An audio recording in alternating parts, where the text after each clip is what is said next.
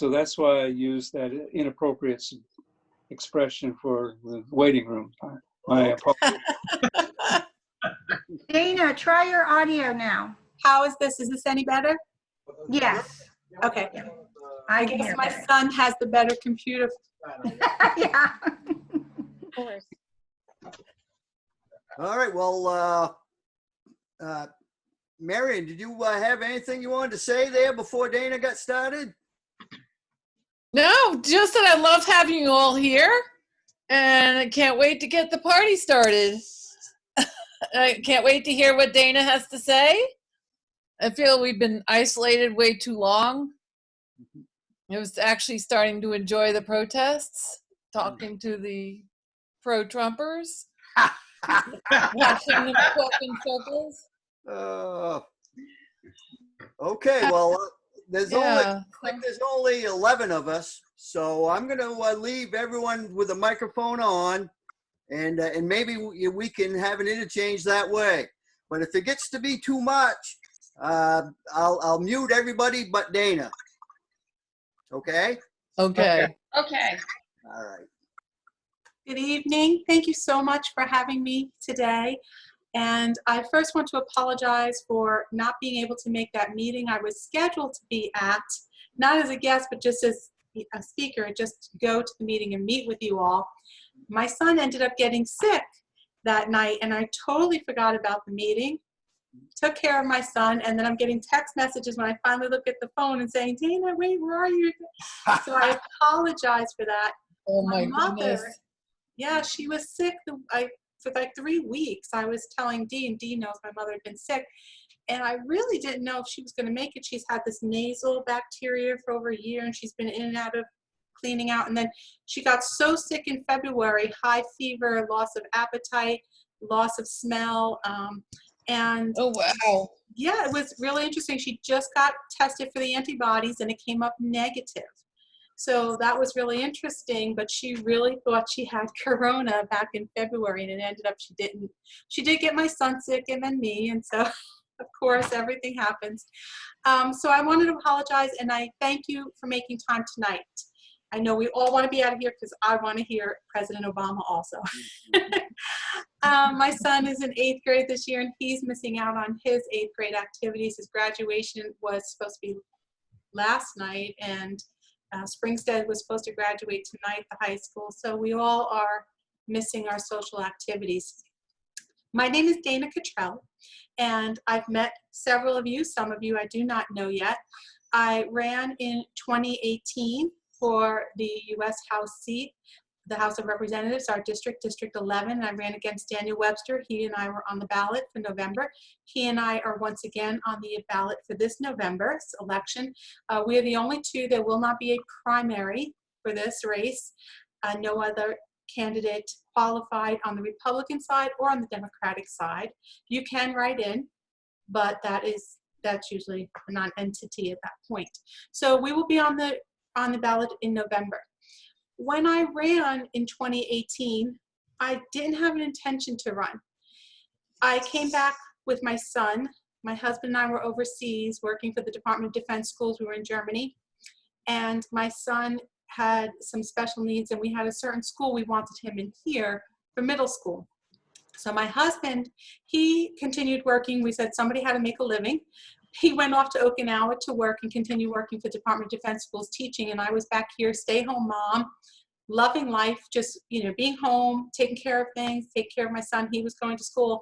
And then I started to pay attention to, again, the political realm, and I've been a social studies teacher as my trade since I graduated college in 1992.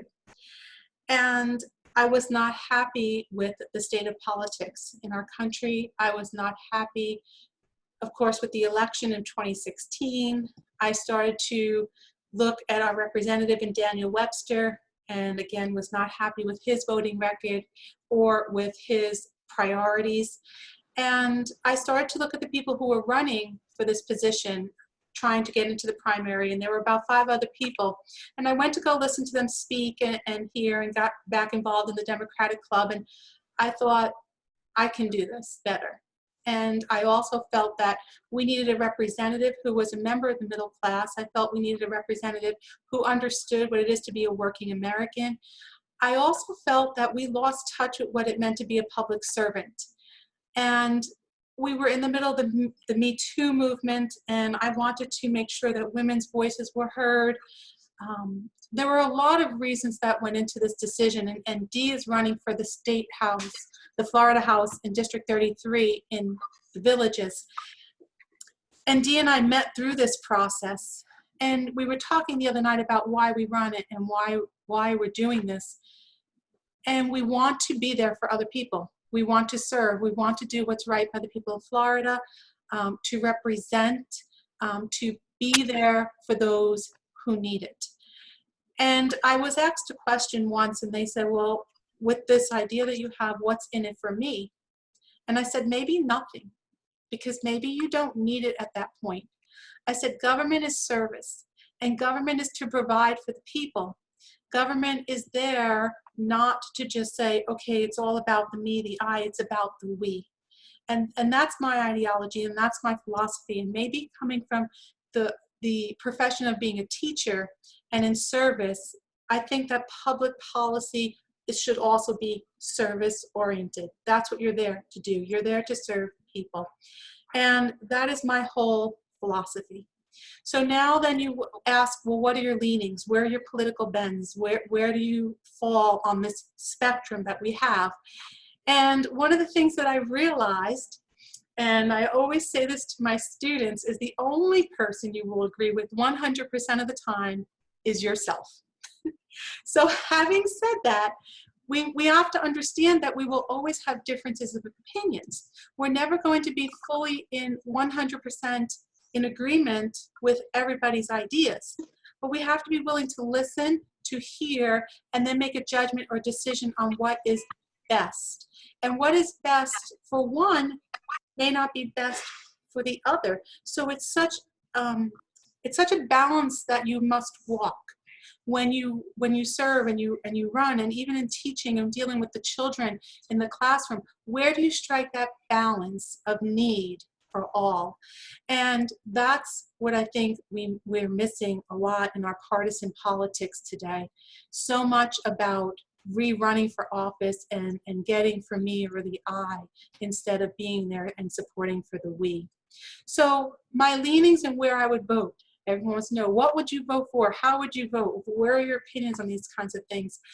And I'm running under the Democratic ticket.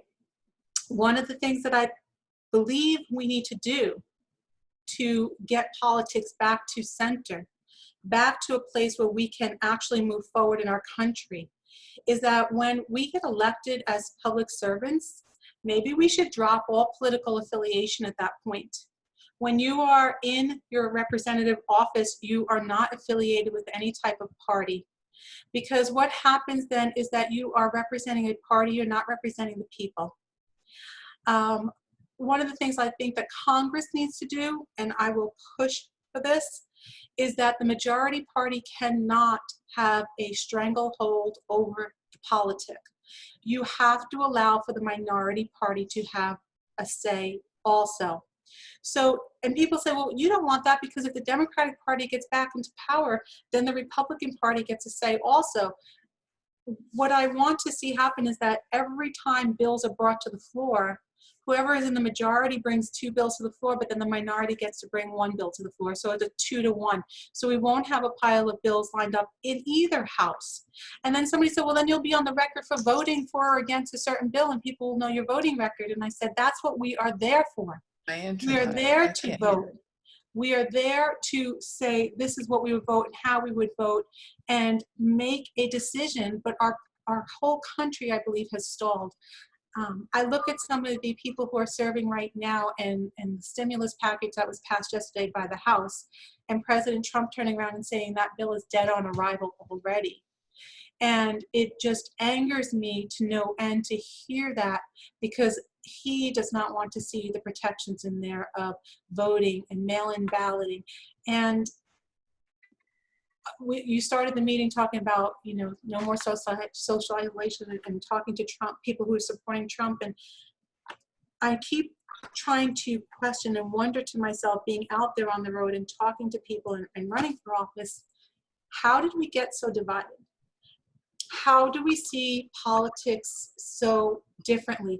How do we see vote by mail so differently, as one person saying this is corruption and you have so many people voting illegally, and another group of people saying that this is totally a legitimate process and we need to move forward with this. And I was listening to Democracy Now! And they had the Colorado supervisor elections on and talking about how Colorado votes by mail and 95% of their return rate by mail, and that it is a functional process. And talking about this, you look at Fox News as being a voice or a mouthpiece and people watching it. And so running for office to me is trying to get people back on in an even place. My sister is one of the people who, I don't see her Facebook page, and my mother called me this morning and she said, do you know what Danielle posted today on Facebook? And I typed, and this is what I said to her. And I said, Mom, I don't even see her Facebook page anymore, because she's, again, promoting this conspiracy theories and this medical information and how Dr. Fauci is compromised. And Oh, I don't, maybe my internet. I don't understand. I don't know where this has come. Well, I do know where it's come from. It's come from President Trump, because we follow our leader. And this is another thing, that when you think about the definition of what is a leader and what does a leader do, a leader is positive. They bring people together. They promote a good message. They're supportive. They are there for everybody. And I go back to the classroom again, because when I talk to people who are supportive of Donald Trump, and they say, well, his tweets are his tweets, he does that. And I don't like he does this or that, but I like this other part. And I said, well, let me ask you this. If I were your child's teacher in the classroom, would you allow me these concessions and these behaviors and still to be your child's teacher because I taught math well, but yet this is the language I use and this is the divisive or the hate speech that I use or the rhetoric? And they're like, oh, we would never. And I said, then how do we allow this in our president? So these are some of the things that we're dealing with, and I know you are all dealing with, and you're on the front lines. You're in this Coffee Coalition that is a wonderful group, and you're out there all the time with your signs and you're petitioning. You're on the corners and you're in the front row of every single event because it's important to you and it's important to your future, and that you understand that. And we just need to keep doing that. Whether we win or we lose in November, we have to continue to have a voice. We cannot remain quiet. We have to keep speaking the truth and letting that come out. We're in a very tough area. We're in a red area between Citrus and Hernando, Sumter, Lake, Marion County. Marion's probably one of our bluer areas. But I just spoke to the lady who owns the hair salon where I go to. And she told me the other day she reopened and we were having a conversation. I always talk with her, and she voted for me because she knew me, but she votes Republican. And she said on Tuesday, she said, I will not be voting for one Republican on the November ballot. She said, yeah. And she said, I will not, my husband will not be voting for one Republican. She said, after we found out what happened to the unemployment system in our state, and after we saw what Rick Scott did and watching DeSantis run this operation, she said, and watching Donald Trump, she said, we will be voting straight Democrat. So, it's interesting when it happens to you, when it becomes personal, and this is where we flip so many people to the Democratic Party. Something's happened to you personally, and you have a need now, and you realize that the place that you're at is not filling that need. And it's not about the me or the I, it's more about now the we, because now you fall into a group that has been hurt. And we can't take blame politics, and we can't say, oh, it's poor people, and we can't say this is your fault, or you should have tried harder, and why are you on food stamps, or why do you need housing assistance or rental assistance. What has been happening is they are turning Americans against Americans at the lowest levels of our socioeconomic system, and we need to stop doing that. And so those are some of the messages that I want to send running for political office, that we are there for each other. I am an environmentalist. I believe that we are in a crisis on our planet. And if this quarantine has taught us anything, it has taught us that we need to go back and look at what we're doing environmentally, to do sound policy, to clean up our air and our waterways. The animals have spoken to us during quarantine. The pollution levels have talked to us, and we need to listen to our planet. So I believe in the Green New Deal. I think that we need to move toward clean energies in our country. I'm supportive totally of course, a woman's right to choose. I am supportive of healthcare initiatives for all, because healthcare is a right that is for everybody. It should not be a privilege, and everybody should be guaranteed a doctor and healthcare with no questions asked about income or insurance. So those are some of the priority levels. Education, of course, is near and dear to my heart. I've been a teacher for years. My son is a special needs child. Isn't everybody's child? Yes. And so schooling and education, but re-education at the higher levels, reinvesting. I know when Wendy Williams was running for Citrus County, one of the initiatives we talked about was how do we bring jobs to Citrus County, high-end, high-paying jobs, where we work toward bringing corporations there and keeping children in Citrus. I know Hernando has the same problem. Citrus parents will say, my kids go to college and they don't come back because the jobs aren't there. So how do we do that? And Wendy and I came up with an innovative idea of a recycling program and starting something with recycling initiatives and something to do with the environmental plan for Citrus County to be on the cutting edge. And she had talked about that a lot when she was running for office. It just never got off the ground. And it was one of the things I remember on election eve, feeling so awful for Citrus County that you all did not have Wendy Williams in your county commission, because she's phenomenal. And it wasn't my race that I was upset about. It was Wendy's race, because Citrus lost out on an amazing woman in that position. So I want to hear questions from you all. You heard a little bit about my background, a little bit of my stances. Some of you I know I've spoken to, and I know, and Samantha's here. Samantha works with the campaign. She is phenomenal, helping with petitions all the time. Deborah too, with the club and with the petitions. And Dee was my campaign manager, and Dee said, I'm running for office too. So she's running for office, and it's just phenomenal to see this grassroots effort. Alyssa's here, and then Barb and Rosemary, and with moms, and Robert, and I'll be speaking with Robert's group too. So BDV, I don't think we've met. And I've met Marion at the Citrus groups. So, and I think Randy, Mr. and Mrs. King, you may be new, I'm not sure. Yeah, and John, I don't think I've met John. So I'd like to hear your questions, because again, I know so many of you know me and know where my heart is and know where my passion is. I just want to say, Dana, that I just want to let the room know that you in 2018 were a gun sense candidate through Moms Demand Action. So I want to make sure that I brought that up to maybe people who don't know that you are for gun legislation.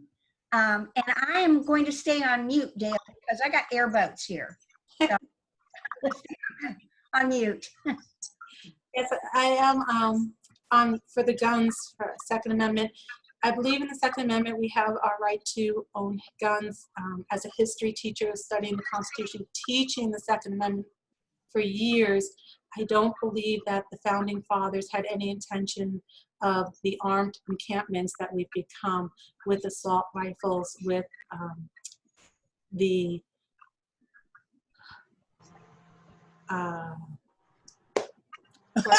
Okay. what I told Dee. Stand your ground. Stand your ground. Oh, stand your ground. That's yeah. Now the machine, the guns that have the multiple packs. I am not a gun owner.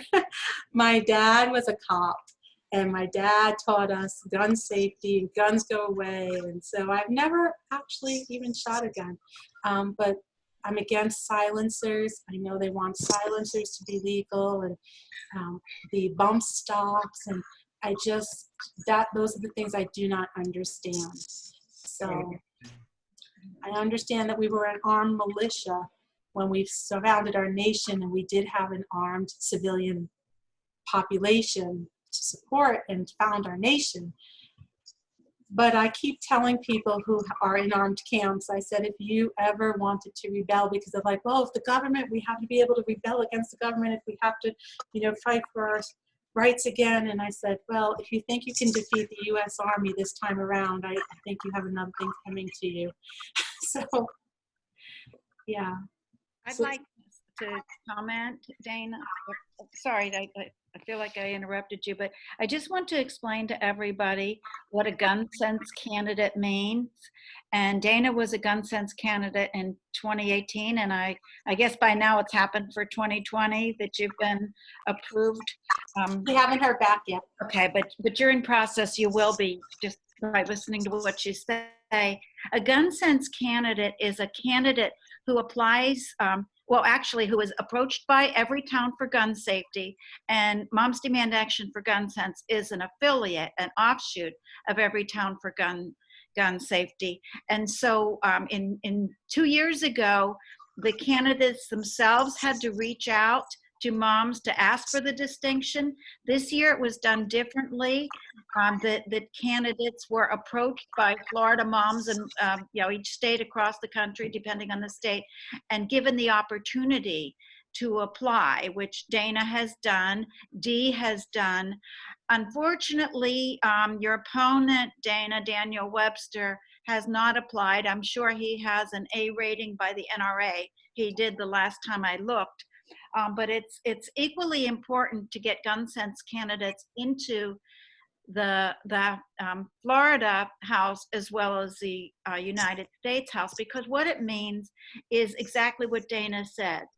We believe that in the Second Amendment, but we want to see sensible laws that will restrict guns from the wrong people, such as background checks, which we've been unable to pass in Florida and in the United States Senate. The House passed it, but Mitch McConnell won't hear it. So I just wanted to explain to you what it is and how important it is and what it means to not be given the distinction, because each candidate was approached, and it's their choice whether or not to apply for the process, and only Dana and Dee would be able to explain the types of questions they were asked.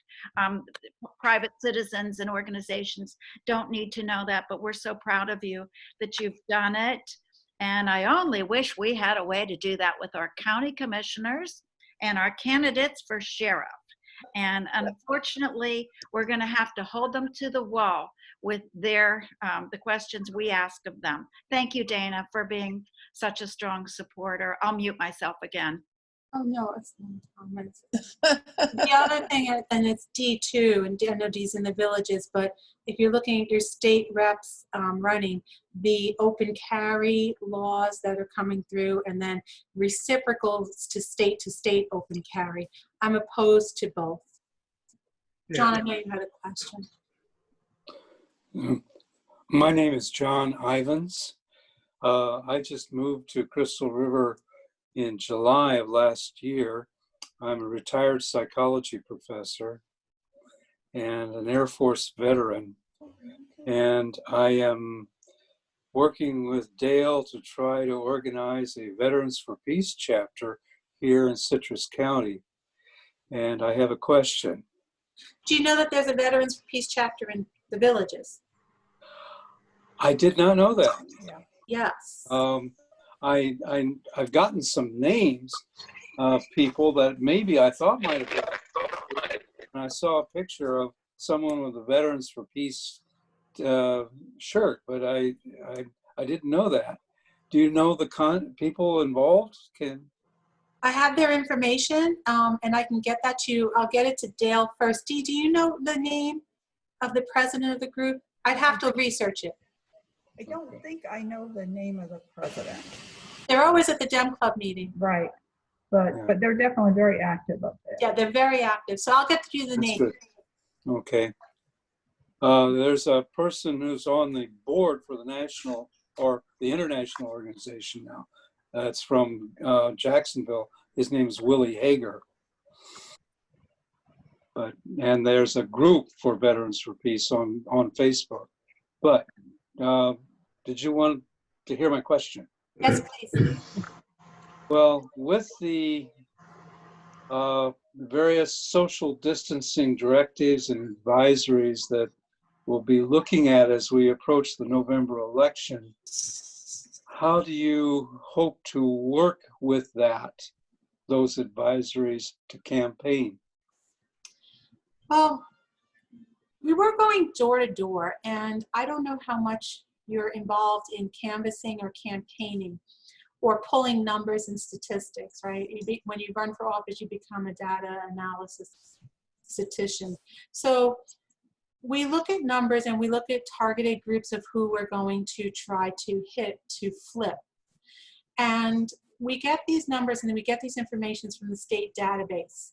And the state database actually can pull from the last 10 years of elections, voting records of Republicans voting, if they're voting every election, primary, special elections, and presidential election years, or people are just voting presidential years. So they put them as, high-end voters, middle-of-the-road voters, or low-end voters.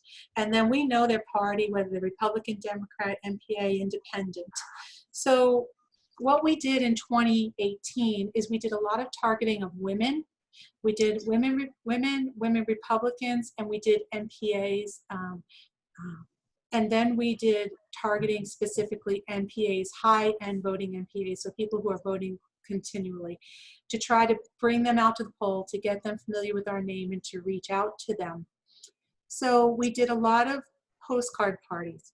Postcard parties became very, very popular with Tony, the Democrat, and he started that, and now a lot of groups pick up with that. So a lot of the fundraising effort will go toward, again, buying the materials, writing postcards, having postcards parties, trying to put those together, and mailings out to people. Because door to door seems like something it's not going to happen this year. Every group has basically said that that's just not going to work. The problem that we had going door to door is we were targeting Democrats. We didn't really want to target Republicans. It became a very nasty business to knock on some Republican doors. You didn't know what you were going to get.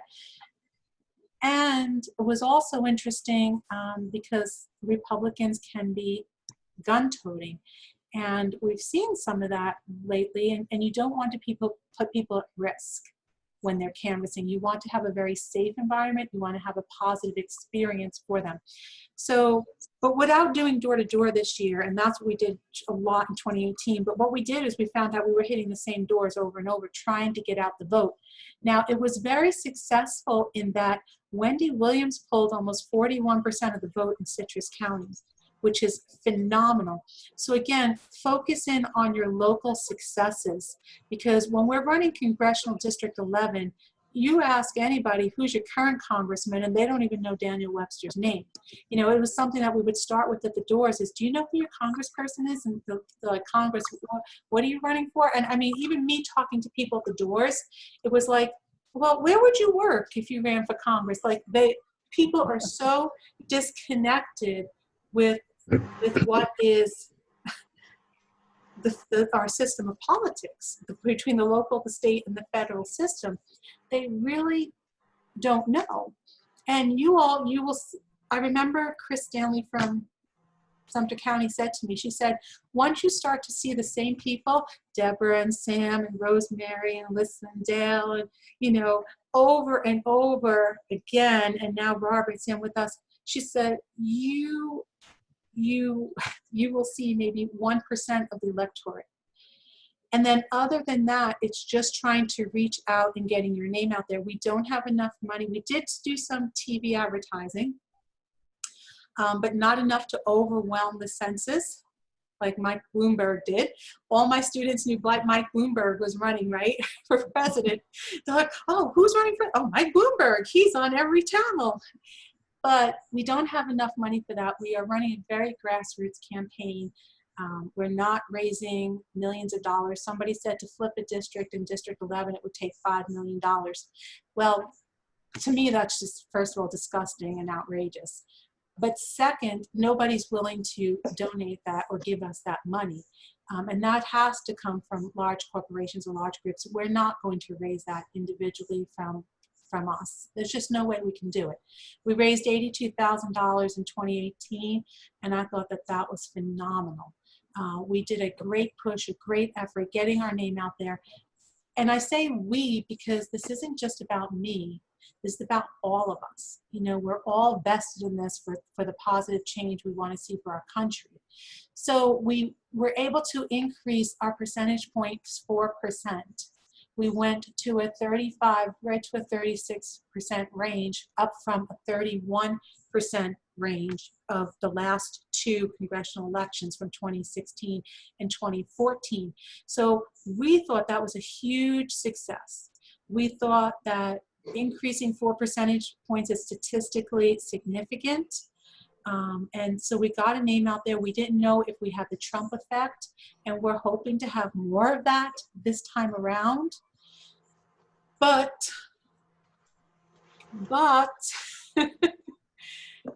it's always good to be realistic with this, because I'm an eternal optimist with a touch of realism. So I do go on to all of the sites. I go on public media and Twitter and Facebook, and I just troll though. And I'm watching, and I talk to the community and people who have no idea who I am about their political leanings. And the other day there was a group outside of Walmart, and they were all Trump people out there. So I went out and stopped and pulled in and talked to a bunch of them out there, and they're gung ho. I mean, we have a tough road to hoe once again in 2020. This is not going to be easy. And I'm out there fighting for the presidency too, and to flip people, not just for Congressional District 11. Every vote we get is an extra vote we get. And I always think about the future, because it's not just going to be 2020. We're going to have a governor's race come up, and we're going to have another Senate race come up. So every time we can flip a voter, we're working toward the future. So John, my goals this year is to work on getting mailings out to people, to stay on Facebook and having Facebook messages out there. Twitter, we put out Twitter messages, but we're not really big into that yet. But I will tell you, people are going to vote what they think, no matter what I do. And I learned that in 2018. In 2018, we had the state seat open, Wilton Simpson. And you all would know if you voted, because Wilton Simpson represents Citrus County. He's your state senator. And when the night before the filings were due, and Wendy was making her announcement that week. I don't know if you all remember, but Wendy was making an announcement Wednesday night. And I thought that Wendy was going to announce that she was running against Wilton Simpson for that state seat. And I was so excited when Wendy announced she was running for county commission. And Thursday night, we still had nobody running against Wilton Simpson. So my husband was home from Okinawa, had Hodgkin's lymphoma. And I woke him up at 2 o'clock in the morning. And I said, Michael, nobody's running. Will you run? And he's like, yes, just let me go back to sleep. So, okay, you're running.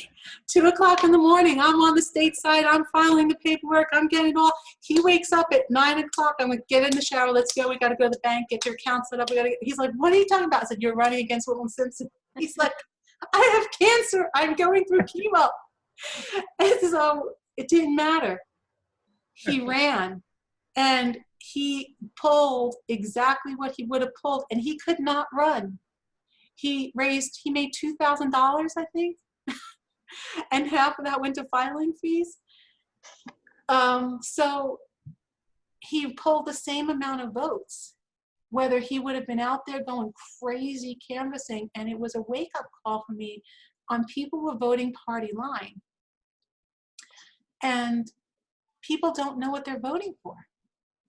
And this was my hairdresser the other day when she realized this is what was happening. This is what these people were doing. These are the laws that they were passing, and this is how it impacted my life. It woke her up because it impacted her in the moment. And that's what's got to happen more than any kind of mass mailing or any kind of canvassing or door to door. People have to wake up in the moment, in the real, and see it impacts them. And what is it going to take to impact my sister? Now, I'm running for Congress. My mom and my dad are on the same page that I'm on. We have family dinners, and the other night it ended up with my sister's boyfriend. I don't need to, because he believes like she does, and my mom yelling at him, and my dad, no politics, no politics. They storm out of the house. Oh my God, I knew I shouldn't have come over for dinner. Tried it again, but it didn't. I mean, it blew up again, and every time, and my dad keeps yelling, no, we're not discussing politics anymore, because the last time we're at my mom's house, and my mom said, get out. She threw my sister out, and it has I become... wonder, Dana, is it and you're right, we, as I read articles and isn't it best that we just get as many voters as we can?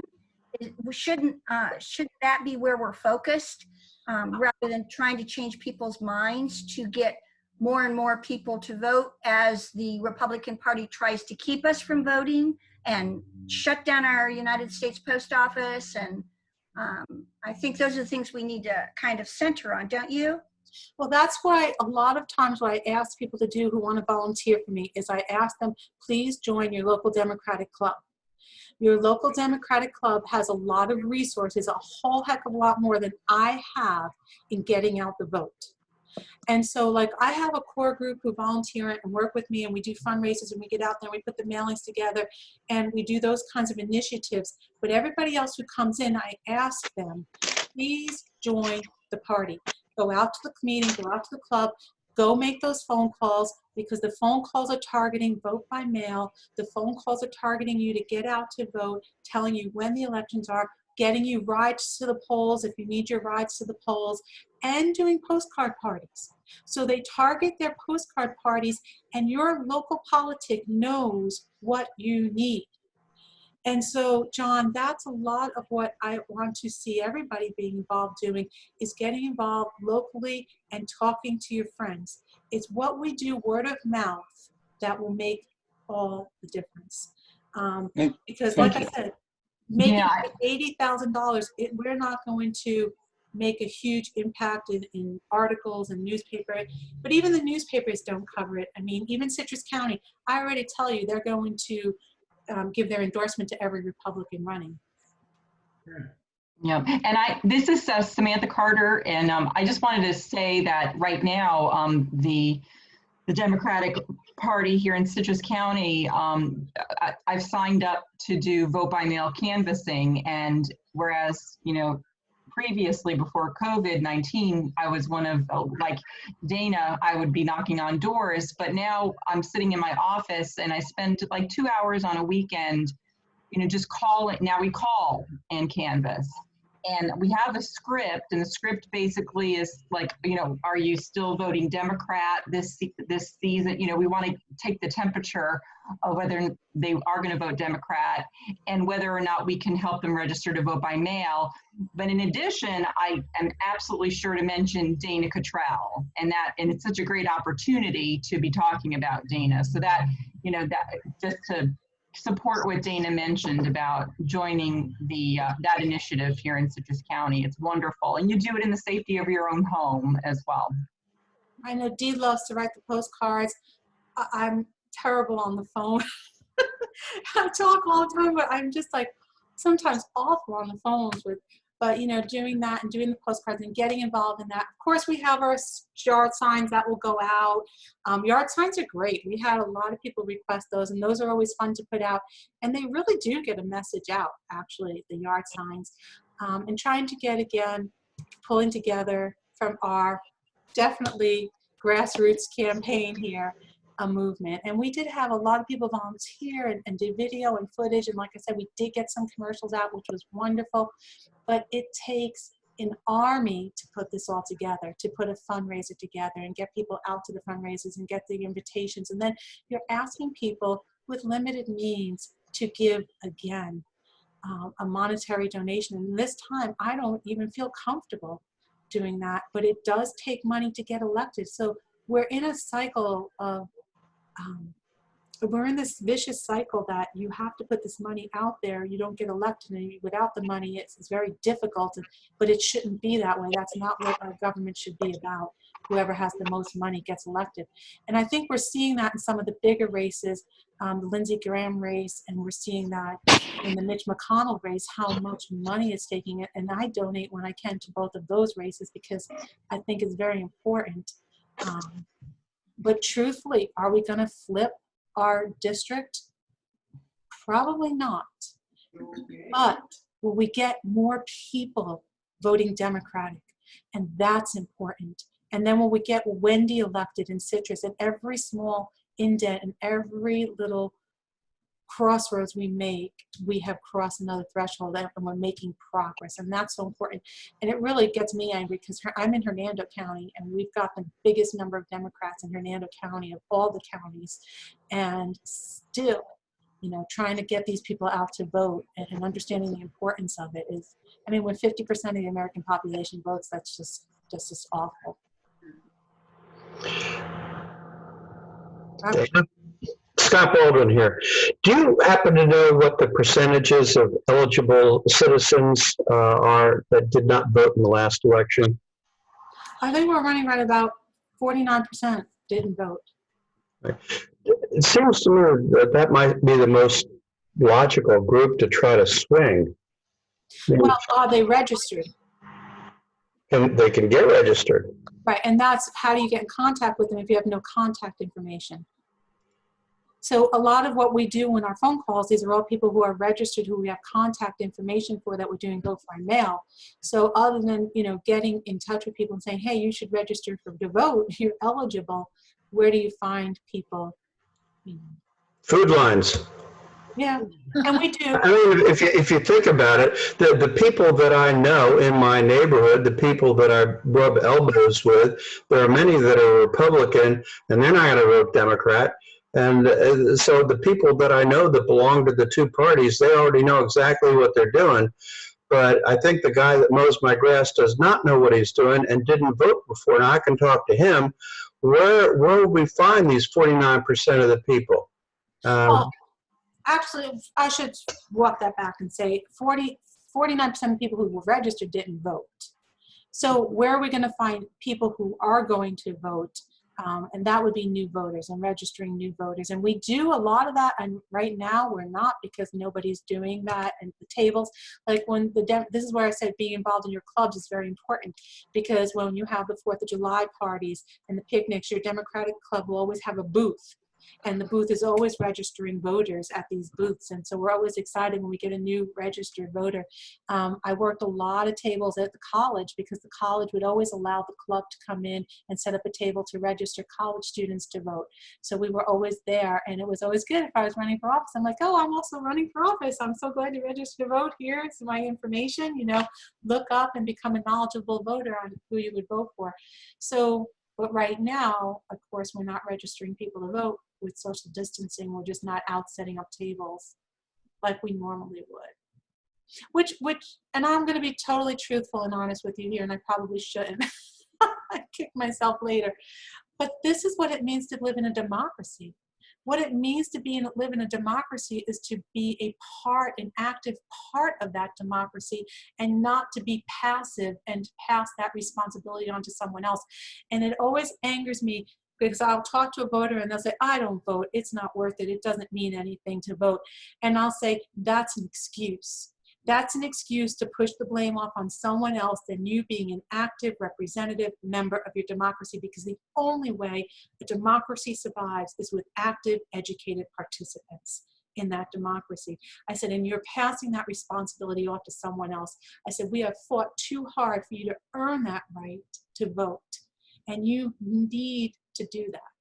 That is your greatest responsibility as an American citizen, is your right to vote. And you cannot, you shouldn't be passing that. So it kind of gets me angry that we have to educate people to the extent that we do, because I know we're teaching it in school. We're doing it. But every election, you should take pride in your vote. You should take pride in saying, I read the candidate's information. I read what they're about, and I'm voting for this person because they support the issues that I'm most in support of also. So Dana, I have a question. It seems to me you would appeal to the younger voters, 18 to 21. Most of those kids are home now. I don't know if they're going to be going back to campuses in the fall. And they're probably not registered. And they probably want to be, they don't know how. Can you think of a way to get these 18-year-olds, these new voters, registered, even if they are, at home, to vote? I'm sure they believe they've been educated. They've been in the schools, K-12 schools. They know the issues. They know about the climate and the environment and everything. They're just not registered. You can register to vote starting at 16. When you go in you can pre-register for your voting record. So a lot of the kids are registered to vote, and most of them will register NPA because, and I don't know the supervisor of elections, I know they're doing it in the fall. They usually do 2 drives a year at the high schools, and they go into the high school and they register the kids to vote. And the boys, when they have to do the draft, the selective service, they're registered too. So many kids, they are registered, but they're not voting. So they're trying to make it easier and easier to register to kids to vote. But we pick up a lot of kids at the college when we have the table set up who aren't registered to vote, mostly girls. But I just see that as a slice of the demographics that would appeal. Right. But you would think, but it's interesting too. I mean, canvassing door to door, and I know Sam has tons of stories too, and we stopped at one door, and it was right in the heat of the Kavanaugh hearings. And it was this one door, and she was 28, because they give you the statistics when you go in. And she's living in a house with 4 other girls, and it was just before November. And we're like, well, you're going to vote and get out the vote. And they didn't even know when election day was. I was like, did you know about the Kavanaugh hearings? And they're registered because we've got them on our chart. The Kavanaugh hearings, they had no idea what was going on at the Supreme Court level. They had no idea what was going to happen to women's rights and the issues, and just oblivious to life around them. And you'd be surprised how much we run into that. There was a door I knocked at, and it was a Republican door. And it was in Section 8 housing, and it was a younger family. And the gentleman opened the door, and he didn't allow me to talk to his wife or his mom, who lived in the house. He said he was going to talk to me, but he couldn't vote because he was a felon, and I had talked to him about what was happening with that. And then I went through all the issues, and he said, well, you sound like we should be voting for you. I should tell my wife and my mom, they should vote for you. And I said, and I was giving him the information. She goes, yeah, but you said you're a Democrat. We're registered Republicans, so I don't think we can vote for you. He had no idea you didn't have to vote your party if you were registered, that you could vote for whoever you wanted to. Yeah, so it is interesting. It is interesting when you're out there and going through this process. And that's why I say every step that we take forward, talking to people one-on-one is another step forward. Every time you get somebody to come to the coalition, to your meetings, every time we get a new member of the Dem Club, you know, we cheer and we welcome them in, because it's somebody else to spread a message. What area of Webster's domain is the reddest of the red? Sumter County. Pardon me? Sumter? Sumter County. That would be the villages? Yeah.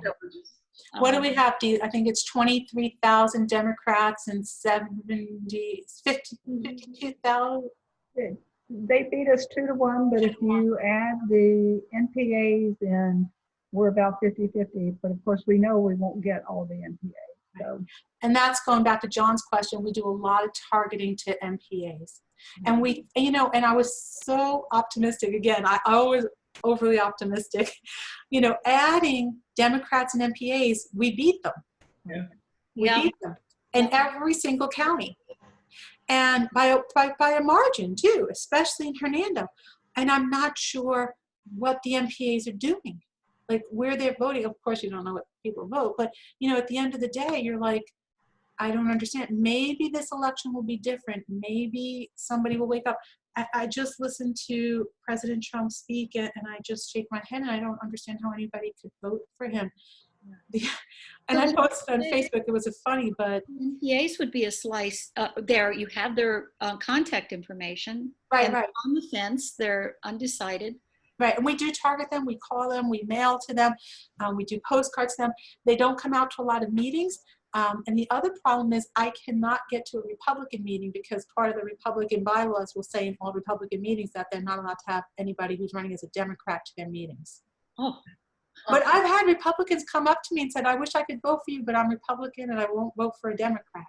You know, we love you. We love everything about you. We'd love to have you to our meeting, but why don't you become a Republican? I mean, and I was approached by the Republican Party of Hernando County to switch parties and run. And so why don't you run? You know, you could win if you were Republican. And I know people who are doing such to make an impact and to get there. John? Yes, you used an acronym. It sounded like MPA. Could you tell me what that stands for? NPA? NPA. And NPA, no party affiliation. Okay, thank you. No party affiliation. So, and most high school kids come out and they register NPA. When especially when they're registering, like pre-registration at 16 with their driver's license or, you know, selective service, a lot of the high school kids will put NPA because they're not sure, you know, each of the parties, which I think is great, you know, because then maybe you're reading about the different candidates and you're learning about their stances, or you're looking at their voting record, and then you're making an informed decision. And if anybody would have done that, Wendy would have won, I would have won, Dee's going to win, I'll win. I mean, you would think just on the few major issues of healthcare and environment, and you know, one of the things I keep asking people as soon as I find out they're voting for Donald Trump again, I said, well, where's your healthcare? Where's the plan that was better and cheaper and more affordable and would cover everybody that Donald Trump promised? Where has that come? I lost my doctor. I was listening today and said, Donald Trump, if you go to your doctor can test you. If you need a test, and I lost my doctor because my doctor he's not taking my insurance anymore. So I don't even have a primary doctor. My dad keeps yelling at me, you should find a new primary care doctor. I'm like, yeah, Dad, I'm working on it. So I am still teaching right now, John, kind of to answer your question. Our last day of school is the 29th. I've been teaching this whole year. So it's been very difficult. It's impossible to run for office. My husband is still in Okinawa. He works there, and be a mom and to work and to run for office. It's triple tasking. So, and I have to bring my son to Okinawa I think we're flying out July 1st. We're trying to work on that because as Dee knows, and John was in the military, trying to get your rat travel and get your orders and flying. And now we have quarantine rules. So we're trying to fly out because my husband did have cancer. We don't think it's good for him to fly here and fly back with my son because we're worried about him getting sick. So when we get to Okinawa, I'll quarantine for 14 days, get my son started in school, and then come back here, quarantine again when I get back here. We're living in interesting times. Yes. Interesting times.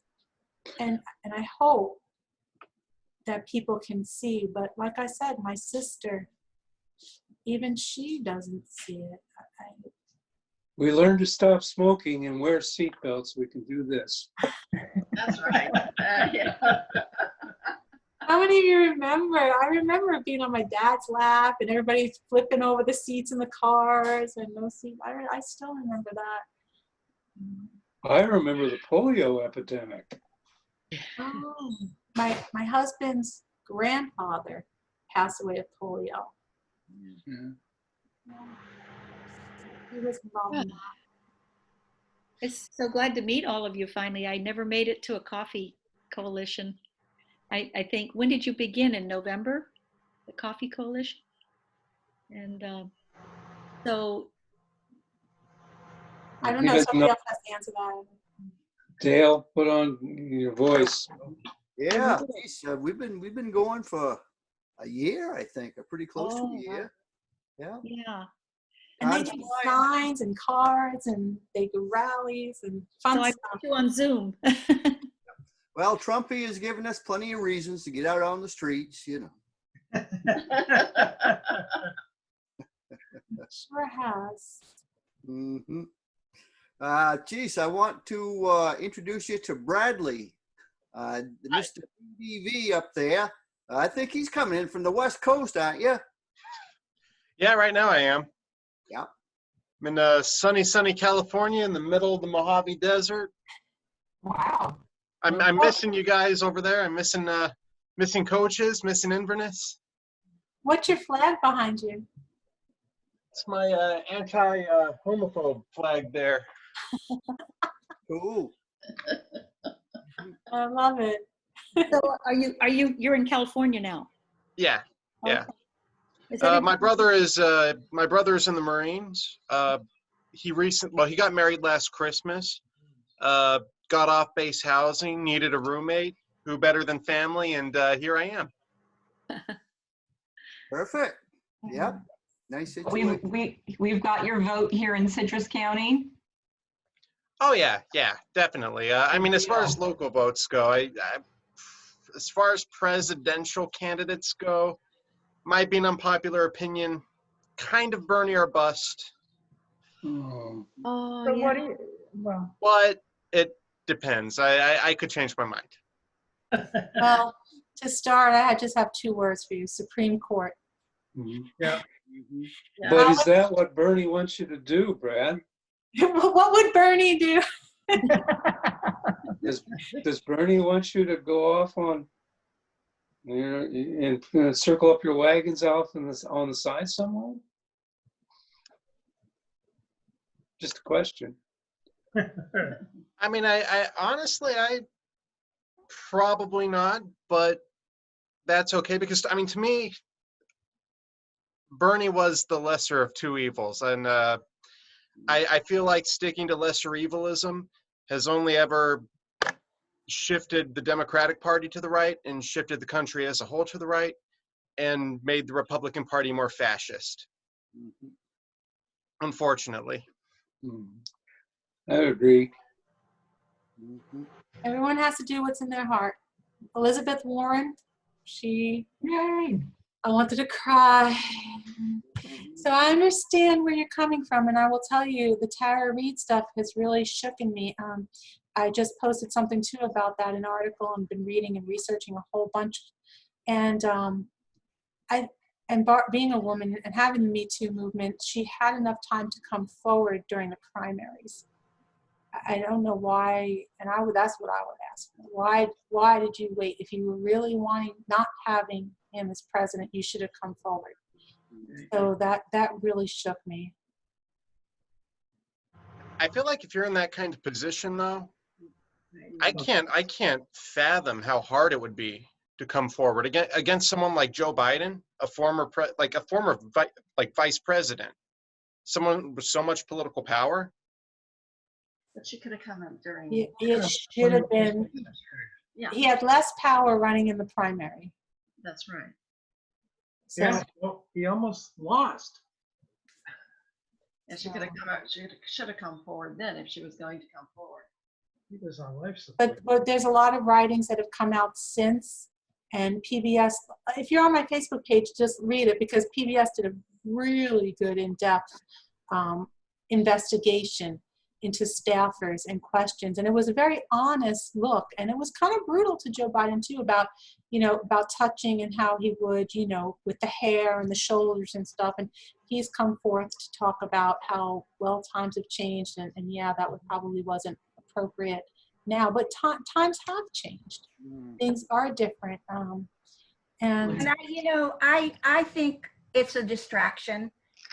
I don't want to talk about that young lady, right or wrong. I want to talk about our environment. I want to talk about our education system going private with the Republicans. I want to talk about healthcare and why, if you lose your job, you lose healthcare. Mm-hmm. I mean, I feel badly for that young lady, right or wrong, but it's not how I'm going to choose my president. I thought it was great that Donald Trump came out in support of Joe Biden on that. Did you hear when he was asked about that? He's like, yeah, I feel for Joe. I've been through it too, and all these accusations. So I know it's funny to listen to Donald Trump support Joe Biden. Yeah, he was not my number one choice either. And I hear you, Brad. And I just fear for our country either way. I fear if Trump wins, and I fear for our country if Trump loses. Yep. Just seeing how he has been able to mobilize militia over social distancing.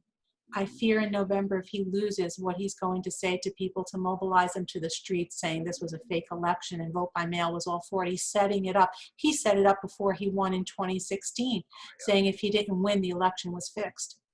He's been doing this for years, and he's got his people brainwashed that if he doesn't win, it's fixed. And so I'm worried about what's going to happen in the streets the day after the election if he doesn't win. Mm-hmm. I really am.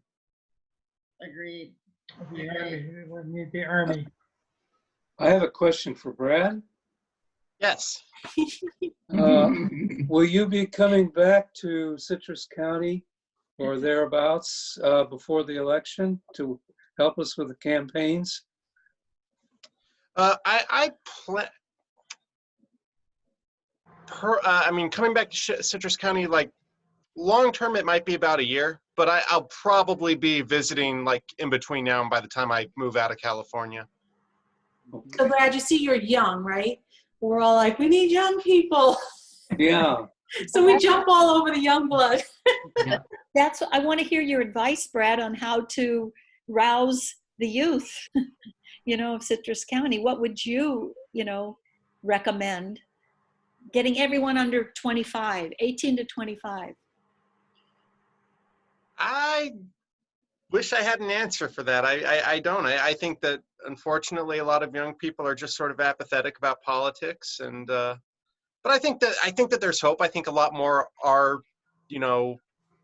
like if you look at young people around, like nowadays, they're a lot more progressive than they were the last generation, and they're. And that's what I said. Every time we have a movement forward, it's every step. And, I know a lot of people who are on Brad's mindset of let it all fall apart because maybe we'll get the revolution that we need, that forward thinking. I remember when Alexandria Ocasio-Cortez was speaking, and I'm so impressed by her every time she speaks, and being brave enough not to vote for that last stimulus package, but pushing the limits. And my mother, I remember her mom saying when she first got elected, she seems pushy. And I said, Mom, The fellow New Yorker. Yeah, my mom, we're from New York. I said, Mom, Right. we've got to. But I went to another meeting at the Villages. Dee, I think you were there that day, the Democratic Women's Club.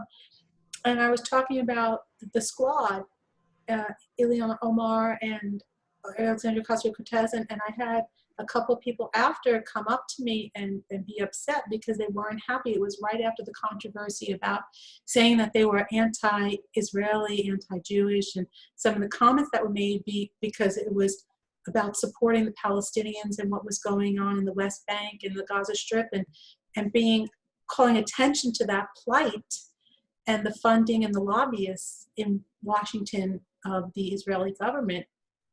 And so I had listened to the speech. I found nothing wrong with it. I thought it was very brave to bring these issues up because it was important. They were humanitarian issues, but yet people were very angry at that. And these were Democrats angry at these women for pushing the boundary and bringing up issues that they were not on the same side of the table. But that's what you do, that's about being brave, and those are those profiles and courage and being a leader and saying what has to be said and doing what's got to be done. And some people go kicking and screaming. Yeah, exactly. Yeah.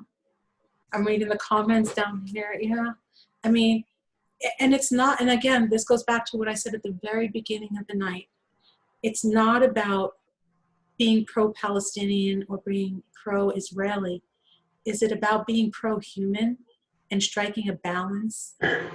How do we do that? How do we meet the needs of all? Because I believe when one does better, we all do better. And that's what I want to see happen in our country, in our government. And I would love to watch President Obama. Oh, yes. Yeah. And it just started. Has he started speaking? No, I don't know what. They have a whole group of people Right, speaking, so I don't I know know. when he's actually going On the to. warm-up show, how are we? Brad, Deborah. Well, we have it recording. Yeah. Well, let us know when the yard signs are ready and brochures or flyers or postcards, Well, I know we're not supposed to put them up before 90 days, but I'm seeing some up already. And I'm like, wait, they're not supposed to be up, but they might have primaries, and that's what I didn't look into because it was a sheriff's race in one of the counties I was at. And then I think, because primary season comes in August and our election's in November, because I won't have a primary, so mine can't go up yet. People always do it anyway, but I like to follow the rules. Well, we have to beat Webster. I wondered if he had corona because he's been really quiet. I mean, we haven't heard anything from him. I mean, you really don't anyway. Yeah. But he's been exceptionally quiet. Yeah. Dana, I posted your campaign slogan and your branding. I posted it on his Facebook page. I said, if you're looking for a change. And John, yes, that is something. If you're ever on Daniel Webster's page, anytime somebody posts, you say, well, his opponent, thank you, is Dana Cottrell, and here's the link to her webpage. It's dana2020.com. Check it out. A lot of people do that, and we've had a lot of people just from that posting on Daniel Webster's page. Here's a link to Dana Cottrell. Yeah, a lot of people. So it's dana2020.com, and we have that. And our slogan this year is Dana Dares. Do you dare? And then we said, do you dare to care about the environment? Do you dare to care about health? Do you dare to try to change? Take a chance. I did get a letter from Daniel Webster. It was to tell me how kind he was to send me $1,200. You're kidding. Well, it was, I never get anything from him otherwise, but he let me know that he had voted for and look at it. was getting a check. And that was that stimulus check that the. Okay, so here's the counter for that. If you would have voted for Dana, you would have gotten $2,000 a month for 6 months. Yeah. So that $1,200 is a pittance. I know. Because I truly believe the stimulus should have been $2,000 to every American over 18 for 6 months. Because Absolutely. with no small business, no payroll protection, because then if Absolutely. everyone American was getting that, you didn't have to pay your employees. Every That's right. child should have gotten $500, every adult over 18, $2,000 for 6 months. You Yep. could have socially distanced, you could have stayed home safely, you Yep. know, met some bills. The unemployment systems. Yeah, the unemployment system is awful, you know, and so my sister, her boyfriend owns the bowling alley, so he was really upset because the mechanic was going to get the extra $600 stimulus from the government because Florida was only $275 a week and it was only Right. 3 weeks, I think it was. But then the stimulus package came in with the extra $600 and he goes, that's right, it wasn't right. He shouldn't have gotten that extra money. I'm like, oh my God, what are you kidding me? How much do you pay in unemployment benefits and your taxes every year? Because Scott kept cutting what you pay as a business owner, and yet you tell me you can't, well, I don't even want to go into it. I don't even want to go into it because, you know, it's just, I understand you're in business to make a profit, and that is wonderful, but you're not in business to make a profit on the backs of other people and slave labor. That's how I feel about it. I totally support a $15 minimum wage in our country. We need to move to that, and we need to do business with ethics. There needs to be a business and ethics plan. Amen. You cannot just keep working business as a for-profit. And they're starting to I think business is starting to realize that. There was a lot of economic, a lot of economic philosophies, ideologies that came out of the 70s into the 80s, out of the Reaganomics about for-profit, and that's the only thing was the profit margin in the stock market and the way to run a business with the stockholders in mind. And it just got away from, you have employees that you're there to support also, that a triangle that you have your management, you have your employees, and you have your people that you're supplying. So it needs to go back to that. We've gotten way out of hand. What's your opinion on the right to work laws in the state? Being not a right to work law, I support unions 100%. I think that unions are, again, this goes to a balance. You cannot have management with 100% control or power over anything. I was a union rep for many years for teachers. And you need to have balanced negotiation. And it's important. Unfortunately, in Florida, the teacher unions, other than Dade County, because Dade County has a whole separate system, has no power in their unions. Hernando County union's a joke. I mean, I hate to say that, but really, we have no power to make any kind of policy or to push anything. Parents have a lot of power because parents vote. So parents vote for the school board members. So if you want to get people riled up, change the dress code. Truly. You know, Deborah's laughing. You want people to your school board meeting, say you're going to change the dress code, and you'll have hundreds of people show up. It's a shame. It really is. People did get actively involved when we had Parkland. People were very upset and worried about the protection. In Hernando, we had a lot of false alarms here and call-ins and lockdowns, and I think it got real to some parents after Parkland when it got so close to home. But I think, unfortunately, we've kind of forgotten again what that is. You know, the saddest thing, and Deborah and Rosemary, you probably know this, and I read the statistic the other day, it came out, we have gone the longest period without a school shooting because of quarantine. Exactly. Did you see that? Because of quarantine. Because no schools aren't in session. We've now gone the longest. I think the statistic was like since 2007. Wow. Wow. Yeah, I mean, the statistic was staggering when I saw that. And because we're not in session, so there's no school shootings right now, which was really sad to read. Yeah, my dad was union, and my dad was a cop, as I said, and my dad always said, don't ask your salary, ask your benefits. And today, you don't have that. You know, everybody's a gig employee or they're, you know, independent contractors. And so there is absolutely zero protection systems. And so I really worry about people coming up with no retirement plans, no pension plans, and even people who had pension plans, because I talked to even people whose the pension plans are broke or that went bankrupt and they invested the money incorrectly. So those pension plans are gone. You know, Enron was the biggest one, right? When Enron went under, everybody lost everything, right? How many people in Enron, what was it, 7, 8 suicides in the first week? Ginger. So, you know, we have to make sure that we're doing what's right, and we have to make sure that the laws are in place to punish the people who are doing what's wrong.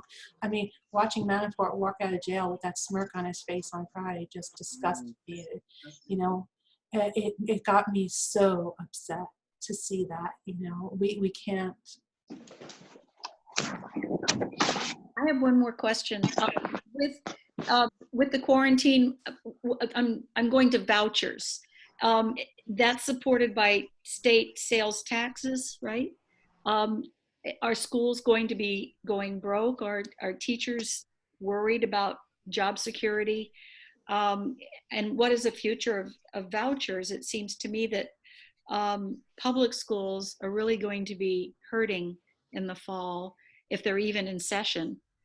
Do you know anything about that? I mean, it's such an unknown time, but I wondered about how can we afford vouchers now? We never could before, but the state system is funded a lot of it through the budget of the lottery budget. So, and it comes out of state revenue and taxes, but a lot of the state education budget, and they've been putting more and more to the lottery budget. That was a whole controversy almost 30 years ago in Florida when they started the lottery about what was supposed to go to education. I don't know if schools are going back in the fall. The universities have, California's university system already said it's all going to be digital and online. I think USF has already been making the transition to go online for the fall. And I don't know what the public school system is going to do. I'm teaching right now. I teach at a charter school. My son goes to a charter school here in Hernando County. And my sister is in the public school system. I worked with Department of Defense, and I was with Hernando County schools here in this county for 15 years before I started working for DOD. The big problem that the school systems have is going to be cleaning the schools. And you think about it, in the high school and the middle school, the kids change classes every hour, 45 minutes, whatever it is. How do you clean a classroom when the kids move from room to room? I don't know what the schools are going to do. I don't see them opening in August without a plan. They're talking about split sessions. They're talking about reduced class size. Are they going to have enough teachers? What worries me is our kids who are in our lowest income levels. Already they're at risk. They're going to be more at risk in the fall if we don't continue on-site learning. I have no idea what they're going to do. What my guess is, we're going to watch how the opening goes for everybody else, all of us who are going out to restaurants and church if we begin, and the gyms. And I think they're going to start to see what do the numbers look like. Do we rise? Do we fall? Do we stabilize? To what's going to happen in August. Because nobody's going to want to see it. I don't know what's going to happen. But your strength is an educator, and it is not Webster's strength. I doubt if he's even thinking about it. There are a lot of parents in this district who are terribly concerned. You know, and I was thinking, you have more background than anyone else on, you know, exactly what's going on. And even with all that, I don't have an answer for that. I was thinking, when the kids move from room to room, you know, I just, when I was at the beauty parlor the other day, I got out of the chair and she came over, Melanie came over with her Lysol can and Lysol the whole thing. After she washed my hair, she Lysol the whole thing. And I thought, what are the teachers going to do after every class? Take the Lysol and Lysol the whole room and wipe it all down, and the kids wait in the hallway until the next group can come in? Like, how do you change classes? And you can't have you can't have the same kids sitting in a room in the high school because they're all taking different classes and different levels, and who's in Ritz one or this, they're going to have to move every period to a different class. And Barb, thanks for asking, because you know who is making these decisions for us. Governor DeSantis has, at the restart, he has gotten business people and Walt Disney World on these committees and these to suggest how to solve these, these problems, where the FEA, the Florida Education Association, begging, calling out, saying these are the people that you should put teachers and supervisors of, superintendents of schools, and put people who understand schools, just like you asked Dana, make those decisions about how we reopen. There is nothing right now that are making those decisions except for maybe the owner of Disney World, that committee. We keep begging FEA, our Florida Association, FEA Florida Union is asking, begging, giving suggestions, nothing. And parents are begging for answers, and it's crickets coming from Webster. He doesn't care. Because they don't know. He doesn't have children. No. Well, his kids, he's always homeschooled because it's religious beliefs. But Not only that, but he doesn't have any say-so about what happens in the Florida schools. it's logistics of the busing. Like, how do you put the kids on the bus to get them to school? Then how do you clean the buses? And do they sit 6 feet apart on the bus? So then how many buses do you need to get kids to and from school? You have issues that are totally just different than just education and learning, that are logistical issues that you don't have answers for. We don't have any mass transit systems. I mean, people are starting to open the mass transit system. So do the kids wear masks and gloves on the buses and in classes? I have no idea what's going to happen. And teachers on a whole are an elderly group. You have an elderly population in the school system. You have a younger group, a middle group, and you have an elder group, So what are you doing with the lunches and the prep and the bathrooms? And I mean, kids are sick all the time. I don't think my son didn't have a runny nose from when he was 1 to when he was 7. His nose was constantly running.